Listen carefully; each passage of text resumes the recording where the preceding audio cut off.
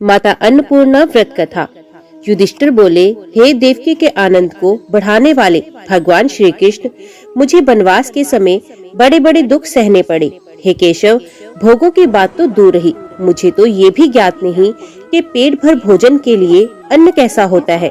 कभी दिन में, कभी रात्रि में कम, कभी अधिक भोजन संयोग से ही प्राप्त होता था। हे प्रभु, कभी सूखा, कभी चिकना, तो कभी स्वादिष्ट और कभी बिना स्वाद का भोजन प्राप्त कर विकल रहता हूँ, अथवा कभी कभी भूख से पीड़ित होकर पृथ्वी पर ही सो जाता हूँ। हे कृष्ण, विभिन्न प्रकार के कंदमूल, फल, शाक आदि को खाकर भी मेरा मन भूख से व्याकुल रहता है, जिसके कारण मेरी तृप्ति नहीं होती। हे प्रभु, गांडीव को धारण करने वाले अर्जुन व महाबली भीम के साथ रहते हुए भी मेरा राज्य दुर्योधन ने हर लिया और मेरा अपने बंधु बांधवों से वियोग हो गया। हे पद्मनाभ, मुझे इस प्रकार का कष्ट क्यों सहना पड़ा? हे कृष्ण, इस संसार में प्राणियों को अन्न का कष्ट किस कारण से सहना पड़ता है? हे माधव, मुझ पर कृपा करके बताएं कि इस संसार में ऐसा कौन सा कर्म है जिसके करने से दरिद्रता व बंधु बांधवों से वियोग ना हो, और ना ही किसी से द्वेष अथवा वैमनस्य ना हो, ना ही किसी से कुछ मांगना पड़े। श्री कृष्ण बोले, जब पिता की आज्ञा को मानकर समस्त राज्य त्याग कर श्री रामचंद्र अपनी पत्नी सीता और अपने अनुज लक्ष्मण के साथ दंडकारण्य वन में निवास कर रहे थे, उस समय हे राजन, एक दिन लक्ष्मण भोजन की खोज में दिन भर अरण्य में घूमते रहे, किंतु सायंकाल तक जब उन्हें कुछ नहीं मिला तो वे श्री राम के पास लौट आए और उन्हें प्रणाम कर दुखी और आंखों में अश्रु भरकर चुपचाप उनके सामने बैठ गए। ऐसी स्थिति में श्री राम ने अपने अनुज को मधुर वाणी से समझाते हुए कहा, हे वत्स, अपने हृदय को दुखी मत करो, क्योंकि इस संसार में प्राणी अपने भाग्य का फल भोगते हैं। मनुष्य पूर्व जन्म में जो दे आया है वही इस जन्म में प्राप्त करता है, इसके अतिरिक्त उसे कुछ नहीं मिलता। हे महाबाहो, जिसने सुस्वादु, सुरस और मनोहर भोजन दिया है वही अनंत प्रकार के खाने योग्य भोजन को प्राप्त करता है। हे बंधु, जिन्होंने पूर्व जन्म में कुछ भी नहीं दिया वे हमारी तरह कष्ट को प्राप्त करते हैं। देखो ना, संपूर्ण पृथ्वी अन्न से युक्त है, फिर भी हम कर्म फल से अन्न के लिए तरस रहे हैं। हे सुमित्रा नंदन, हम लोगों ने निश्चित रूप से पूर्व जन्म में ब्राह्मणों को नहीं खिलाया होगा, अतः महाबुद्धे, इसे कर्म फल समझते हुए इसकी चिंता छोड़ दो। श्री राम और लक्ष्मण में इस प्रकार का वार्तालाप हो रहा था कि महात्मा अगस्त्य ऋषि वहां पहुँचे और श्री राम ने उठकर उन्हें प्रणाम किया। हे युधिष्ठिर, उचित रूप से सत्कार हो जाने के पश्चात सुख पूर्वक बैठे हुए अगस्त्य ऋषि से श्री राम ने यही बात पूछी जो तुम मुझसे पूछ रहे हो। तब अगस्त्य ऋषि ने कहा, हे श्री राम, मैं इस विषय से संबंधित एक कथा सुनाता हूँ। इस महान अपारतर समुद्र रूपी संसार से मोक्ष कराने वाली भगवान शिव की परम प्रिय काशी नाम की नगरी है। उस नगर में देवदत्त व धनंजय नाम के दो ब्राह्मण भाई निवास करते थे, जिनमें देवदत्त तो अति धनवान था, किंतु धनंजय धनहीन होने के कारण दुखी रहता था। बड़ा परिवार होने के कारण दुखी धनंजय अति चिंतित होकर सोचने लगा कि मैंने ऐसा कौन सा पाप किया जिसके कारण मुझे अन्न प्राप्त नहीं होता। क्या मैंने गर्भवती स्त्री अथवा बच्चों को दिए बिना अकेले ही सब कुछ भक्षण कर लिया, या मेरे गृह से सत्कार के बिना कोई अतिथि वापस लौट गया? क्या मैंने किसी के द्वारा दिए हुए अन्न को श्रद्धा से ना खाकर उसकी उपेक्षा की या उसकी निंदा की, अथवा भोजन करते समय क्रोध करके उस अन्न को उठाकर दूसरे की ओर फेंक दिया? क्या कभी मेरे पास अधिक अन्न होने के कारण अधिक धन पाने के लोभ से अकाल पड़ने की कामना की, अथवा मैंने रास्ते में पड़े हुए अन्न की उपेक्षा की? क्या मैंने किसी के द्वारा प्रदत्त किए हुए अन्न को बिना तृप्त हुए ही अहंकार से त्याग दिया, या श्राद्ध में निमंत्रित होकर भी मैं धन के मद में आकर वहां नहीं गया? क्या मैंने देव पूजा के समय परिवार की स्त्रियों की निंदा तो नहीं की?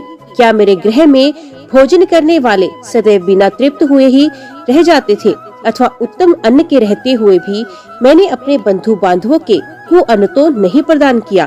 क्या श्राद्ध के दिन मैं किसी बहाने से विघ्न तो नहीं डाल देता था, या पितृ, देवता और ब्राह्मण के निमित्त कार्य का निषेध तो नहीं कर देता था, जिसके कारण मुझ कुटुंबी को प्रतिदिन ही अन्न दुर्लभ हो गया है, जबकि पूर्ण भोजन योग्य अन्न प्राप्त करने के लिए मैं अत्यधिक परिश्रम करता हूँ।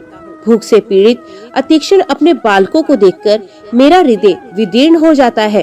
धनवान के बच्चों को अच्छा अच्छा भोजन खाते देखकर ये मेरे बच्चे उनसे भी मांगने जाते हैं।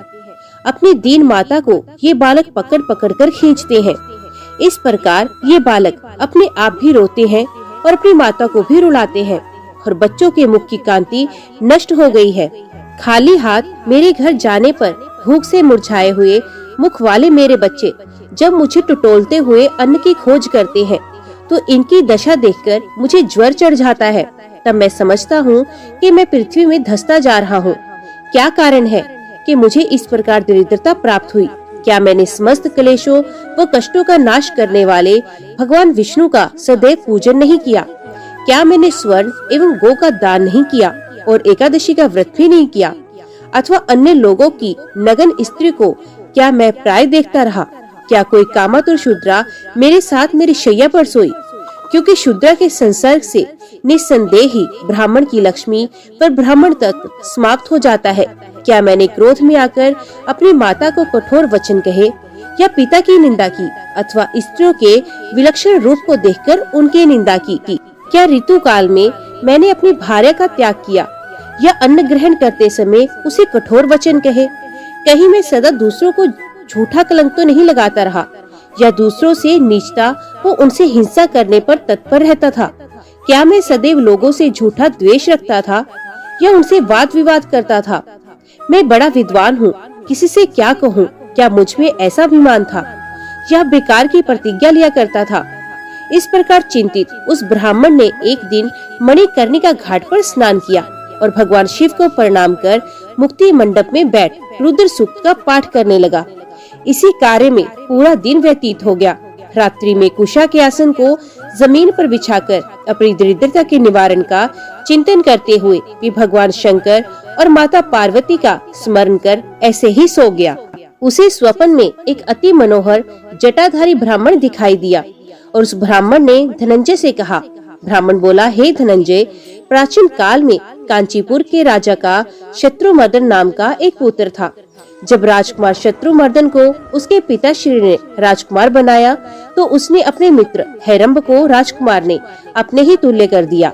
एक बार राजकुमार अपने मित्र हेरंब के साथ अरण्य में शिकार खेलने के लिए गया। वहाँ उस राजकुमार ने अनेकों सूकरों, भैंसों, गैंडों, भेड़ों तथा खरगोशों का वध किया। अति प्रसन्न हो अपनी सेना के साथ वे राजकुमार शिकार कर रहा था तो वहाँ पर्वत के समान अति भयंकर एक सूकर उसे दिखाई पड़ा। वे सूकर ऐसा दिख पड़ रहा था कि मानो समस्त पृथ्वी को खंड खंड कर देगा और संपूर्ण सेना को वे निगल जाएगा। प्राण बचाने के लिए चारों तरफ से लोग उस सूकर पर तीखे बाणों की बौछार करने लगे। भयंकर नाद करते हुए सहस्रों कुत्ते उस पर टूट पड़े, किंतु उस युवा सूकर ने उनकी जरा भी परवाह कर उन कुत्तों को चीरकर मार डाला। उसने मनुष्यों के वक्षस्थल व जांघों को चीर डाला और घोड़ों के अंडकोश नोच लिए, जिससे घबराकर सभी भाग खड़े हुए। भयंकर कोलाहल को सुनकर राजकुमार शत्रुमर्दन भी वहां आ गया और उसने सूकर पर अति वेग वाले बाण चला दिया, किंतु वे सूकर उस बाण की परवाह किए बिना राजकुमार के घोड़े पर झपटा, जिससे भयभीत हो उस राजकुमार का घोड़ा अति वेग से भागा। राजकुमार ने पीछे की ओर मुख कर उस सूकर को पुण्य तीव्र बाण से मारा। राजकुमार शत्रुमर्दन के इस शस्त्र से घायल होकर वे सूकर भाग गया। तभी राजकुमार ने तेज धार वाले खड़क के साथ उस सूकर का पीछा किया। जिस गति से वे सूकर भाग रहा था उसी गति से उसका पीछा अति तीव्र गति के घोड़े के बिना नहीं किया जा सकता था। अकेला हरम ही राजकुमार शत्रुमर्दन के पीछे गया। इसका कारण ये था कि उसका घोड़ा भी राजकुमार के घोड़े के सदृश गति वाला था। राजकुमार ने लगभग 100 योजन की दूरी पर जाकर उस सूकर को मार डाला तथा घोड़े से उतरकर उसकी कसी हुई जीन को खोलकर उस घोड़े को भ्रमण करवाने लगा। इसी बीच हेरंब वहां आ गया और घोड़े से उतरकर अपने शत्रुमर्दन के घोड़े को पकड़ लिया। कुछ क्षण विश्राम करने के उपरांत भूख प्यास से व्याकुल उन दोनों वीरों ने कुश व समिधा के संचय के लिए जाते हुए किन्हीं मुनि से जल के लिए पूछा। मुनि उन्हें अपने आश्रम पर ले गए और वहाँ उन्होंने अपनी थकान को दूर किया। जब उन्होंने स्नान करके जल पी लिया तब मुनि ने उन्हें खाने के लिए सांवा का सत्तू दिया। उच्च वृत्ति से प्राप्त और पितरों, देवताओं व अग्नि को अर्पित करने के पश्चात उस बचे हुए सत्तू को प्राप्त कर बुद्धिमान राजकुमार अति प्रसन्न होकर हृदय से उसका भक्षण करने लगा। किंतु वे राजकुमार का मित्र हेरम्ब, जिसने कुछ दिन पूर्व ही विशाल संपत्ति प्राप्त की, जिसके कारण वे अति ग्रवित हो चुका था, जो ही उस सत्तू को खाने बैठा तो उसने अपनी नाक भों को सिकोड़कर उस सत्तू की निंदा करते हुए थोड़ा सा खाया और कहा कि इसमें स्वाद नहीं, और उस सत्तू को धरती पर बिखेरने लगा। अंत में उस मूर्ख ने उस सत्तू को छोड़ दिया, किंतु राजकुमार शत्रुमर्दन ने धरती पर बिखरे हुए सत्तू को उठाकर खा लिया। इतना ही नहीं, बचे हुए सत्तू को जल में घोलकर वे पी भी गया। इसके पश्चात विश्राम कर मुनि से जाने की आज्ञा मांगी। इस प्रकार राजकुमार अपने मित्र हेरम्ब के साथ अपने नगर आ पहुंचा। इतना कहकर जटाधारी ब्राह्मण ने कहा कि जो तुम्हारा भाई देवदत्त है वही उस जन्म में राजकुमार था। उसने जो धन धान्य से युक्त होकर कण कण के द्वारा निर्मित मुनि से दिए गए सत्तू का उपयोग करने से काशी नगरी में जन्म लिया, तथा कण कण से निर्मित मुनि के द्वारा दिए गए उसी सत्तू के अनादर को दोष से वही हेरम्ब तुम देवदत्त नाम के ब्राह्मण हो, जो अति दरिद्र होकर इस पृथ्वी पर इधर उधर घूम रहे हो। इस प्रकार जो लोग अन्न का अनादर करते हैं वे सदैव दरिद्र रहते हैं। उन्हें कभी भरपेट अन्न नहीं प्राप्त होता और वे हमेशा दुखी रहते हैं। इसलिए बुद्धिमान मनुष्य को बिना स्वाद के अन्न को भी अमृत की तरह ग्रहण करना चाहिए तथा ब्राह्मण को प्रतिदिन अत्यंत अच्छे अन्न का दान देना चाहिए। इसलिए हे ब्राह्मण, तुम श्रद्धा से अति उत्तम अन्नपूर्णा माता का व्रत करो। ऐसा करने से तुम्हें अन्न का दुख कभी नहीं होगा तथा अच्छे लोगों से तिरस्कृत भी नहीं होगे। स्वप्न में किसी ब्राह्मण के द्वारा कही गई इस बात को सुनकर उस ब्राह्मण की नींद उचट गई और ये व्रत करने को उत्सुक हो गया। वे वृद्धों से और धार्मिक जनों से अन्नपूर्णा व्रत के विषय में मालूम करने लगा तथा अनेक ग्रंथों में अन्नपूर्णा माता का व्रत का पता लगाने लगा, किंतु कहीं भी उसे अन्नपूर्णा व्रत की विधि प्राप्त नहीं हुई। अन्नपूर्णा व्रत की विधि पता लगाने की उत्सुकता से वे ब्राह्मण पृथ्वी पर इधर उधर भ्रमण करने लगा।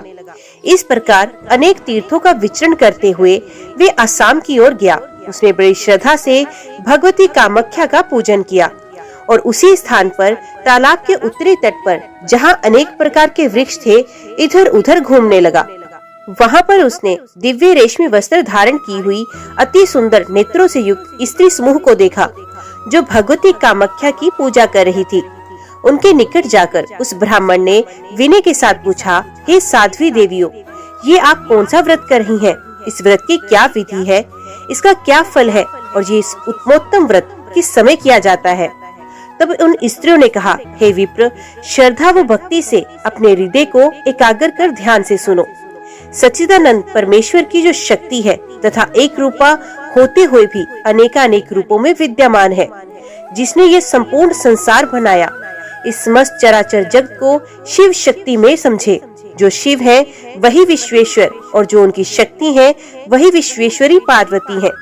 वही शक्ति जब सृष्टि रचती है तो माया पालन करती है, जब संहार करती हैं तो कालरात्रि के नाम से प्रसिद्ध हो जाती हैं।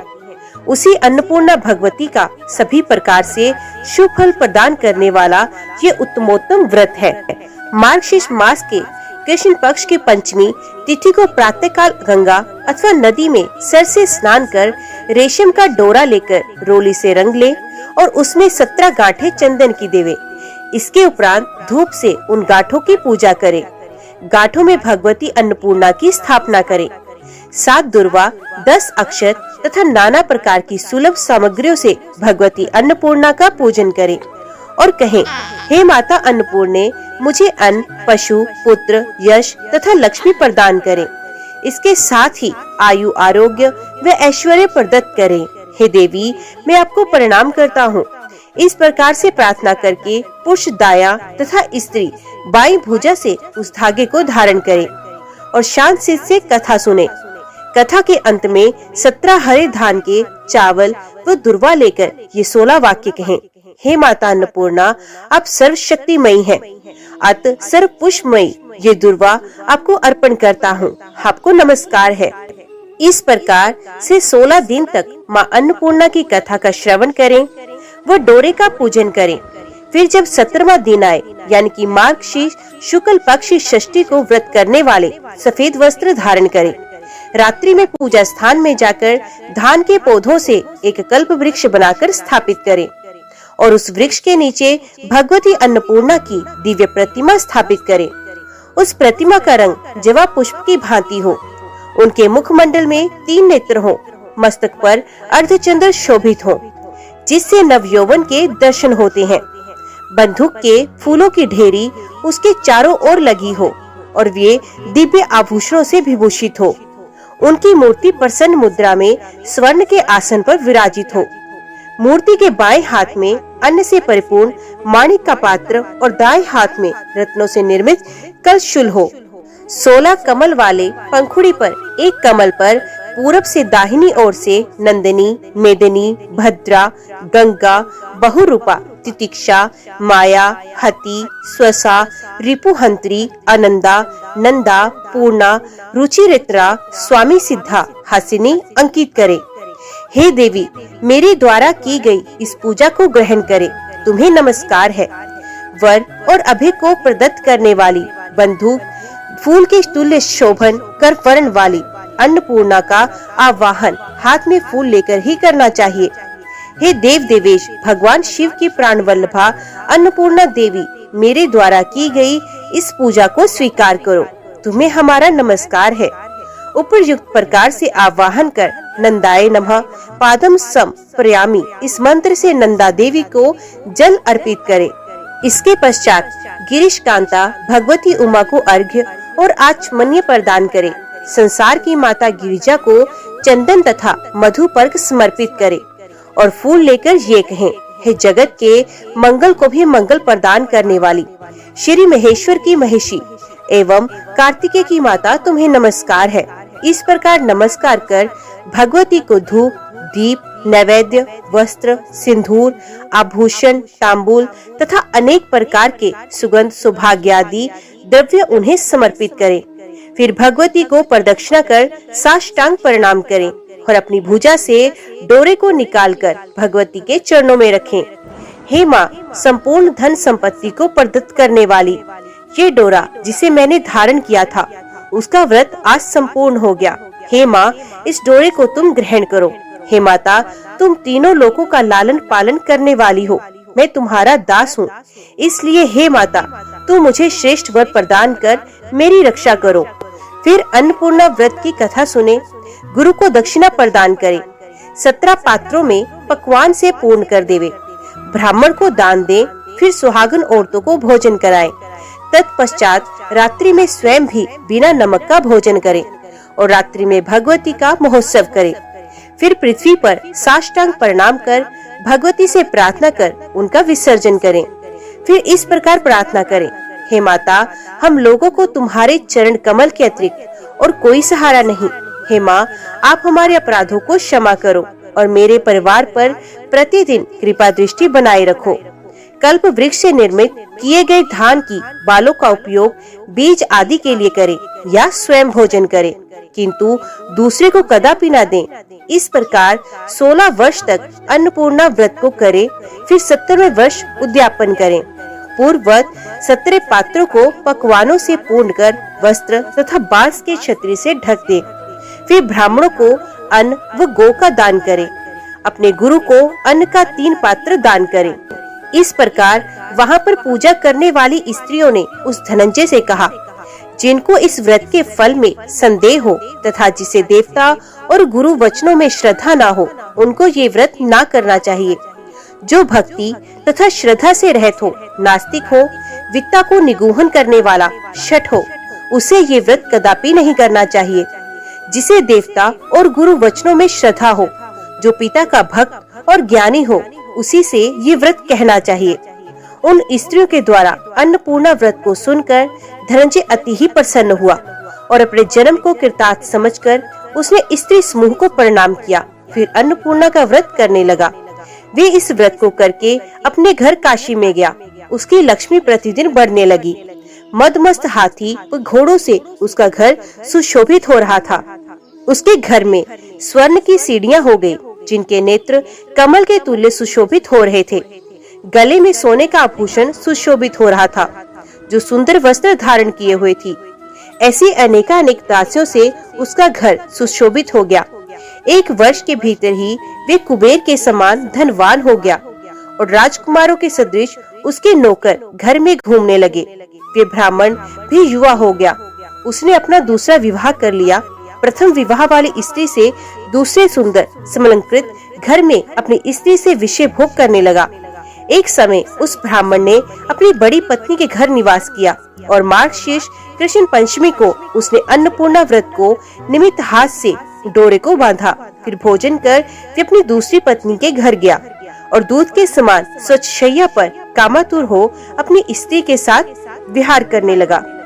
उसकी पत्नी चंचल स्त्री स्वभाव के कारण ने अनेक प्रकार से आमोद प्रमोद के साथ रमण करते हुए उसके हाथ में बंधे हुए डोरे को देख लिया और समझ गई कि ये मेरी सोच ने वश में करने के लिए इसे डोरा बांधा है। इसी आशंका से उसने ब्राह्मण के हाथ में बंधे हुए उस डोरे को छीनकर दासी के द्वारा आग में जलवा दिया।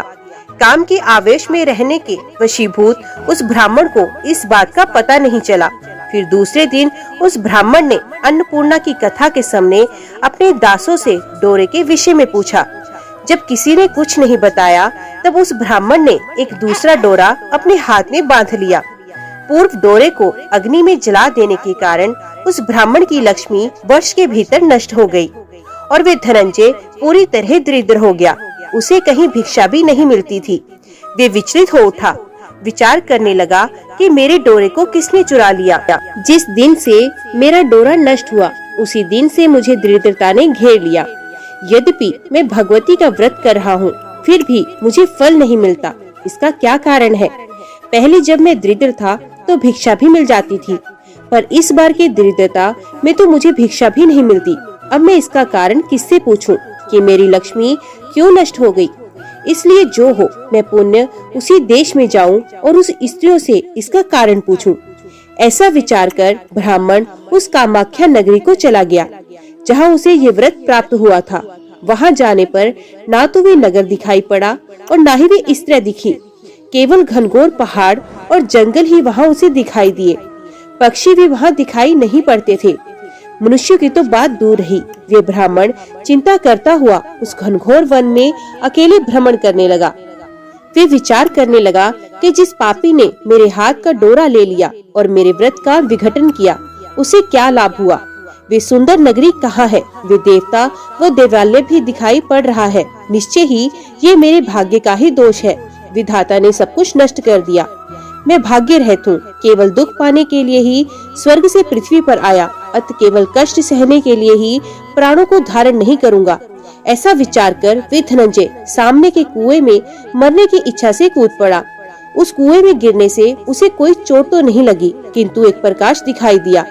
वे उसी रास्ते में जाकर एक उत्तम प्रदेश में पहुंच गया, जो अनेक लताओं से परिपूर्ण था और जिसमें अनेक जंगली जंतु घूम रहे थे। उस प्रदेश में मयूर नाच रहे थे। सुंदर पर्वत श्रेणियों से वे विराजमान था। मतवाली कोकिल बोल रही थी और भोरों का गुंजार कर रहा था। फलों से लदे हुए अनेक प्रकार के वृक्षों से और कदली दलों से वे प्रदेश अति सुशोभित हो रहा था। ये देखकर ब्राह्मण आश्चर्य में डूब गया। फिर उसने समुद्र के तुल्य विशाल एक सरोवर देखा, जिसमें कमल खिले हुए थे। हंस, चक्रवाक तथा बत्तख से वे अति सुहावना प्रतीत लग रहा था। बड़ी बड़ी मछलियों की पूंछ के आघात से उठे हुए जल बिंदुओं से वे आकाश के तारागणों को शुद्ध कर देता था। वे तरंग से संस्पृष्ट वायु से गगन को छू रहा था। उसी तालाब के दूसरे किनारे पर उस ब्राह्मण ने अति मधुर गाना सुना। गंधर्व ऋषभ स्वरों में गाया जाने वाला वे गीत बड़ा आकर्षक था। धीरे धीरे उस गाने का पता लगाता हुआ वे ब्राह्मण स्फटिक मणि से निर्मित अति समृद्ध एक भवन के पास पहुंचा। उसमें विदुर मणि की सीढ़ी लगी हुई थी। उस सुंदर भवन के चारों ओर दरवाजा था वे ब्राह्मण बेरोक टोक उस भवन में गया और उसने मणि से बने एक मंडप को देखा, जिस मंडप के मध्य में स्फटिक मणि के समान दिव्यमान अत्यंत तेजस्वी एक पुरुष नाच रहा था। ये पुरुष सूर्य की अनेक मणियों से सुशोभित था। उसके मस्तक पर चंद्रमा विराजमान थे और वे जटा धारण किए हुए था। उसके 3 नेत्र से अग्नि की ज्वाला निकल रही थी। अनेक प्रकार के आकार वाले पुरुष उसके साथ गाना गा रहे थे। उसके आगे रत्न के सिंहासन पर दिव्य आभरण से विभूषित अति सुंदर एक युवती स्त्री बैठी थी। कपूर, इलायची तथा लवंग से युक्त पान से उसका मुख सुशोभित था। उसका शरीर पुष्प के समान रक्त वर्ण का था। सुंदर दासियां उसे मनोहर तांबुल का बीड़ा दे रही थी। सुंदर चवर के चलने से उसके कर्ण भूषण इधर उधर डोल रहे थे, जिससे मुख की शोभा और भी बढ़ रही थी। उसका मुख अनेक सुगंधित द्रव्यों से परिपूर्ण था। वे मंद मंद हंस रही थी। दिव्य रूप वाली अनेक सुंदर सखियां उस भगवती महेश्वरी की सेवा कर रही थी। सहसा स्त्रियों के द्वारपाल ने ये कौन है ऐसा कहकर बेंत से उसे आगे जाने से रोक दिया। फिर भगवती की आंखों का इशारा होने पर उसे अंदर ले आया गया। वे ब्राह्मण उस समय अति भयभीत हो रहा था। उसने भगवती के पास जाकर उन्हें साष्टांग प्रणाम किया और भगवती की कांति से हतप्रभ होकर वहाँ कुछ भी बोलने में असमर्थ हो गया। तब तांबुल देने वाली सखी ने उसे आश्वासन देते हुए कहा, हे ब्राह्मण, तुम संपत्ति की समृद्धि के लिए जिसका व्रत करते हो, ये वही त्रिलोक्य की माता साक्षात अन्नपूर्णा है। ये समस्त दुख व दरिद्रता की विनाशिका है तथा अनेकानेक प्रकार के संपत्ति प्रदान करती हैं और सृष्टि को स्थिर रखने वाली देवताओं के भी देव ये महेश्वर है। यही शिव है और उनकी माया शक्ति अन्नपूर्णा है। हे ब्राह्मण, इस संसार में जो कुछ भी दिखाई पड़ता है वे शिव शक्त्यात्मक यही हैं। इनकी ये क्रीड़ा देखकर तुम आश्चर्यचकित मत हो। लोकोत्तर महापुरुषों के चरित्र को जानने वाला कौन है? हे ब्राह्मण, तुम इस अन्नपूर्णा व्रत को पुण्य करो, जिसको कामरूप देश में नदी के किनारे सखियों द्वारा किया जाता हुआ तुमने देखा था। इस व्रत के करने से तुम पुण्य, आयु, लक्ष्मी और श्रेष्ठ संतान प्राप्त करोगे। हे ब्राह्मण, भाग्य के नष्ट होने पर लक्ष्मी इंद्र को भी छोड़ देती है, परंतु अन्नपूर्णा व्रत के प्रभाव से पुरुष को पुत्र, पौत्र तथा धनादि का वियोग कभी नहीं होता। तुम अति भाग्यवान हो। ब्रह्मा आदि से भी दुर्लभ भगवती का दर्शन प्राप्त किया। तब वे ब्राह्मण साष्टांग प्रणाम करता हुआ कहने लगा, हे माता, तुम प्रसन्न हो और संसार के दारिद्र्य दुख का विनाश कर रक्षा करो तथा सभी को पवित्र करो। हे माता, वही कुल तथा शील से युक्त है जिसे तुमने करुणा पूर्वक देखा है और जो अपारतर संसार रूपी समुद्र से संपूर्ण प्राणियों को तारने वाला है। उस भगवान विश्वेश्वर को नमस्कार है। तब अन्नपूर्णा ने प्रसन्न होकर कहा, हे ब्राह्मण, जो मेरे प्रिय इस उत्तम व्रत को करते हैं उनके श्री लक्ष्मी सदैव बनी रहती है। उनके लक्ष्मी का कभी विनाश नहीं होता, उन्हें कभी अन्न का क्लेश कष्ट नहीं होता और न उनके संतति का विनाश होता है। और जो मेरे इस व्रत को कहेंगे वे राजाओं से पूजित होंगे। वे सदैव धर्मशील तथा गुणों से युक्त रहेंगे और मधुर भाषण करने वाले होंगे। हे ब्राह्मण, मैं कभी उनके घर को नहीं त्यागती जिनके घर में लिखी हुई ये मेरी अन्नपूर्णा व्रत की कथा होगी। उनके गृह में मेरा सदैव निवास रहेगा। हे ब्राह्मण, इस व्रत का अनुष्ठान करो, मैं तुम्हारे ऊपर सदैव अनुग्रह करूंगी। अब मैं काशी जा रही हूँ। विश्वेश्वर के दक्षिण तुम हमारा निर्माण करो। इसके बाद प्रसन्न होकर भगवती ने ब्राह्मण को वर दिया, हे ब्राह्मण पुत्र, दंडपाणि मेरे अत्यंत प्रिय गण हैं, उन्हें तुम प्रसन्न करो। वे प्रसन्न होने पर सबको अन्न प्रदान करेंगे। जो लोग अन्नपूर्णा के इस उत्तम व्रत को अनुष्ठान करेंगे वे इस लोक में धन धान्य से पूर्ण होंगे तथा अंत में उन्हें शिवलोक प्राप्त होगा। हे धनंजय, अंत में तुम काशी में जाकर मेरे गण होगे तथा तुम्हारी स्त्री पार्वती सदृश होगी। तदुपरांत वे ब्राह्मण भगवती पार्वती और भगवान शिव को प्रणाम कर काशी चला गया और वहां जाकर उसने कल्याण को देने वाला अन्नपूर्णा का व्रत किया। हे राजन, उसने अच्छे अच्छे पकवान बनवाकर सबको एकत्रित कर माता अन्नपूर्णा का अन्नकूट किया। इतनी कथा सुनाकर भगवान श्री कृष्ण ने युधिष्ठिर से कहा, हे राजन, व्रतों में सर्वोपरि इस अन्नपूर्णा व्रत को करके श्री रामचंद्र जी ने भी पुण्य अपनी राज्य संपत्ति प्राप्त की थी। हे महाबाहो, यदि आप भी लक्ष्मी, यश, कीर्ति तथा संतान प्राप्ति की इच्छा रखते हैं तो अपने सभी भाइयों के साथ इस व्रत को अवश्य कीजिए। प्राय करके जो व्यक्ति भाग्यहीन होते हैं वे इस व्रत को नहीं कर पाते, क्योंकि हमेशा उनका हृदय चंचल एवं उद्विग्न रहता है। ऐसे लोग किसी की उन्नति भी नहीं देखना चाहते। नंदी बैल पर चढ़ने वाली, भगवान शंकर की अर्धांगिनी पत्नी, सब पर दया दृष्टि रखने वाली ऐसे हिमालय पुत्री श्री अन्नपूर्णा जी को हमारा प्रणाम है। जय माता अन्नपूर्णा। आज की वीडियो में इतना ही। उम्मीद करती हूँ वीडियो आपको पसंद आई होगी। वीडियो पसंद आई हो तो वीडियो को लाइक और चैनल को सब्सक्राइब जरूर कीजिएगा। जय माता अन्नपूर्णा लिखकर कमेंट बॉक्स में अपनी हाजिरी और अपने सुझाव देना ना भूलेगा। तो मिलते हैं अगली कथा अगली वीडियो के साथ। तब तक के लिए देखते व सुनते रहिए। जय मां कंजक, जय माता दी।